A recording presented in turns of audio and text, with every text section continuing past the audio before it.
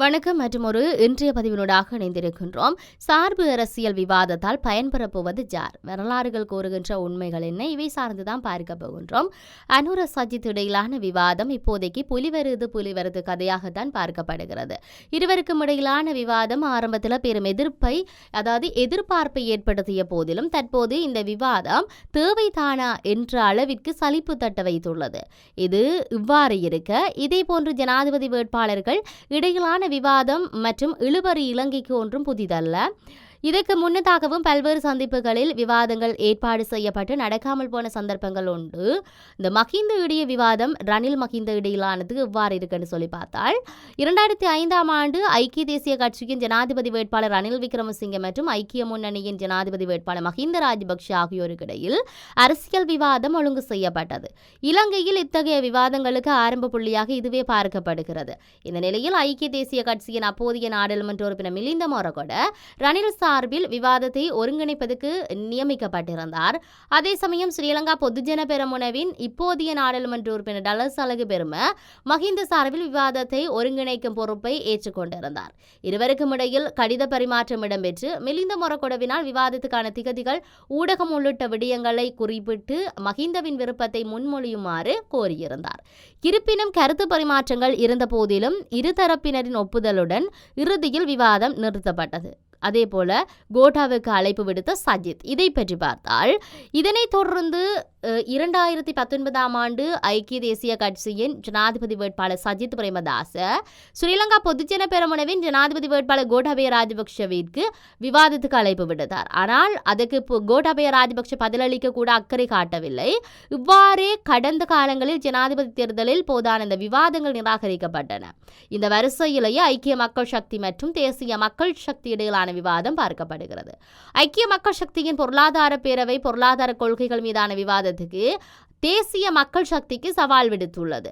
தொடர்ந்தும் தேசிய மக்கள் சக்தி சவாலை ஏற்று ஐக்கிய மக்கள் சக்திக்கு எதிர் சவால் விடுத்துள்ளது. இந்த நிலையில் பல்வேறு ஊடகங்கள் சஜித் அனுர விவாதத்தை நேரடியாக ஒளிபரப்புவதற்கு இணக்கம் தெரிவித்துள்ளன. இதனிடையே ஐக்கிய தேசிய கட்சியின் பிரதி தலைவர் ருவான் விஜயவர்தன அனுர சஜித் மற்றும் ரணில் ஆகியோருக்கு இடையில் ஒரு விவாதத்தை பரிந்துரைத்தார். விவாதத்துக்கான ஒருங்கிணைப்பாளர்கள் நியமிக்கப்பட்டனர். இந்த பின்னணியில் தேசிய மக்கள் சக்தி விவாதத்துக்கான திகதியை தெரிவு செய்யுமாறு கோரி தொடர்ந்தும் கடிதம் அனுப்பி வருகிறது. இருப்பினும் ஐக்கிய மக்கள் சக்தி இந்த விடயத்தில் மௌனத்தை கடைபிடிப்பதனை அவதானிக்க முடிகிறது. இலங்கை சட்டத்தரணிகள் சங்கம் எதிர்ப்பு தெரிவிச்சிருக்குது. எதிர்க்கட்சி தலைவர் சஜித் பிரேமதாசவிற்கு தேசிய மக்கள் சக்தியின் தலைவர் அனுரகுமார் திசாநாயக்கவுக்கும் இடையிலான விவாதத்துக்கு ஆதரவளிக்கப் போவதில்லை என இலங்கை சட்டத்தரணிகள் சங்கம் தெரிவித்திருக்கு. இதனிடையே சஜித் அனுர விவாதத்தில் ஜனாதிபதி ரணில் விக்ரமசிங்கவை இணைக்கும் முயற்சி இடம்பெற்று வருகிறது. 2019ஆம் ஆண்டுக்கு பின்னர் ரணில் மற்றும் சஜித்துக்கு இடையில் ஏற்பட்ட பிளவை தொடர்ந்து மக்கள் விடுதலை முன்னணி தமது ஆதரவை ரணிலுக்கு வழங்க முற்பட்டது. மக்கள் விடுதலை முன்னணி தொடர்ந்து சஜித்துக்கு எதிராகவும் ரணிலுக்கு ஆதரவாகவும் தமது நிலைப்பாட்டை வெளிப்படுத்திய பல்வேறு சந்தர்ப்பங்கள் இருக்கின்றன. இலங்கையின் தற்போதைய அரசியல் களம் பல தரப்பட்ட பின்னணிப்புகளை இணைத்துள்ளது. இந்த இயக்கவியலில் ஒரு கூட்டுறவை உருவாக்குகின்றனர். இங்கு எவரும் தனித்து மற்றவர்களிடமிருந்து சுயாதீனமாக செயற்பட முடியாத நிலை காணப்படுகிறது. ஒட்டுமொத்தத்தில் இலங்கையின் அரசியல் சமன்பாடு இந்த நுணுக்கமான பரஸ்பர சார்பு சமநிலையில் தங்கியுள்ளது என்பதில் இருவேறு கருத்தியல் இல்லை. இதையும் தாண்டி இப்பொழுது இருக்கக்கூடிய ஒரு பிரச்சனை, பிரித்தானியாவுக்குள் சட்டவிரோதமாக நுழைந்த புகலிட கோரிக்கையாளர்களை ஈரானுக்கு அனுப்ப திட்டமிட்டுள்ளதாக செய்திகள் எல்லாம் வெளியாகி இருக்குது. ருவாண்டாவுக்கு நாடு கடத்த நடவடிக்கைகள் மேற்கொள்ளப்பட்ட இந்த நிலையில் தற்போது வெளியான சில ஆவணங்கள் மூலம் ஈரானிற்கும் நாடு கடத்த திட்டமிட்டுள்ளதாக தெரிய வருகிறது. இதனால் ஈராக் நாட்டவர்கள் மட்டுமே திருப்பி அனுப்பப்படுவார்கள் தகவல் வெளியாகி இருக்குது. பிரித்தானியாவுக்கும் ஈரானுக்கும் இடையில் புகலிட கோரிக்கையாளர்களை திருப்பி அனுப்பும் திட்டம் ஒன்று ஏற்கனவே இருந்ததாகவும் சொல்லப்பட்டிருந்தது. அது மட்டுமின்றி பிரித்தானியாவிற்குள் சட்டவிரோதமாக நுழையும் எந்த நாட்டவரும் ருவாண்டாவுக்கு அனுப்பப்படலாம் என்றும் தெரிவிக்கப்படுகிறது. பிரித்தானியாவுக்குள் சட்டவிரோதமாக நுழையும் புலம்பெயர்ந்தோரையும் புகலிட கோரிக்கையாளர்களையும் ருவாண்டாவுக்கு அனுப்பி அங்கு வைத்து அவர்களுடைய புகலிட கோரிக்கைகளை பரிசீலித்து ருவாண்டா திட்டத்தின் ஒரு பகுதி என தெரிவிக்கப்பட்டிருக்கிறது. இவ்வாறு புகலிட கோரிக்கையாளர்களை ஏற்றுக்கொள்ளப்படுபவர்கள் ருவாண்டாவில் தொடர்ந்து வாழ அனுமதிக்கப்படுவார்களே தவிர மீண்டும் பிரித்தானியாவுக்குள் செல்ல முடியாது எனவும் சுட்டிக்காட்டப்பட்டிருக்கு.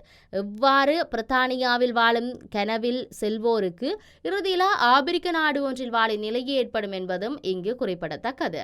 இந்த நிலையில் தான் தற்போது இந்த காணாமல் போனோருடைய விவகாரம் காரசாரமாக பேசப்பட்டது. செயற்பட ஆரம்பித்து 6 வருடங்கள் கடந்துள்ள நிலையில் காணாமல் போன ஒருவருக்கு கூட என்ன நடந்தது என்பதை கண்டறிய தவறியுள்ள காணாமல் போன ஆட்கள் பற்றிய அலுவலகத்தின் பதவி வெற்றிடங்களுக்கு விண்ணப்பங்கள் கோரப்பட்டிருந்தன. தற்போதைய ஜனாதிபதி ரணில் விக்ரமசிங்கே பிரதமராக இருந்த காலமான 2018 பிப்ரவரி மாதம் பணிகள் ஆரம்பித்த குறித்த அலுவலகமானது காணாமல் போன அல்லது காணாமல் ஆக்கப்பட்ட ஒருவரை கூட இதுவரை கண்டுபிடிக்கவில்லை அல்லது அவருக்கு என்ன நடந்தது என்ற உண்மையை வெளிப்படுத்தவில்லை என்ற குற்றச்சாட்டை தொடர் போராட்டத்தில் ஈடுபட்டுள்ள வடக்கு கிழக்கின் தாய்மார்கள் முன்வைத்து வருகிறார்கள். இந்த நிலையில் அலுவலகத்தின் பதவி வெற்றிடங்களுக்கான விண்ணப்பங்கள் கோரப்பட்டுள்ளன. நிலவும் கண்டறிதல் அல்லது நுண்ணாய்வு மனித உரிமைகள் சட்டம், சர்வதேச மனிதாபிமான சட்டம் மற்றும் மனிதாபிமான பதிலளிப்பு ஆகிய துறைகளில் முன்னனுபவம் உள்ளவர்களிடமிருந்து விண்ணப்பங்கள் கோரப்பட்டுள்ளன. காணாமல் போன ஆட்கள் பற்றிய அலுவலகத்தின் பணிகளை நிறைவேற்றுவதற்கு இணையான தகமைகளை கொண்டவர்களும் விண்ணப்பிக்க முடியும் என்று சொல்லப்பட்டிருக்கு. இலங்கை நாடாளுமன்றத்தின் உத்தியோகபூர்வ இணையதளத்தில் காணப்படும் துரித இணைப்பினூடாக விண்ணப்பத்தை பெற்று மின்னஞ்சல் அல்லது தபால் மூலமாக மே 27 முன்னர் விண்ணப்பங்கள் அனுப்பி வைக்குமாறு காணாமல் போன ஆட்கள் பற்றிய அலுவலகத்தின் பதவி வெற்றிடம் குறித்த விளம்பரத்தில் கூறப்பட்டிருந்தது. மேலும் காணாமல் போன பற்றிய அலுவலகத்தின் பெயரிலேயே சர்ச்சைகள் காணப்படுவதாக தெரிவித்த பாதிக்கப்பட்ட வடக்கு கிழக்கு தமிழ் மக்கள் அலுவலகத்திற்கு ஆரம்பம் முதலே எதிர்ப்பினை வெளியிட்டு வருகின்றமையும் இங்கு நாம் சுட்டிக்காட்டக்கூடியதாக இருந்தாலும் இந்த இறுதி யுத்த கால பகுதியில் அதன் பின்னரும் இலங்கை பாதுகாப்பு தரப்பில் கையளிக்கப்பட்ட நிலையில் அல்லது சரணடைந்த நிலையில் காணாமல் போன தங்களுடைய உறவுகளுக்கு என்ன நடந்தது என கேட்டு தாம் போராடுகின்ற நிலையில் காணாமல் போன ஆட்கள் பற்றிய அலுவலகம் என்ற பெயரில் அலுவலகம் ஒன்று இயங்குவதை விரும்பவில்லை என்று பாதிக்கப்பட்ட தமிழ் மக்கள் தொடர்ச்சியாக தெரிவித்து வருகின்றார்கள்.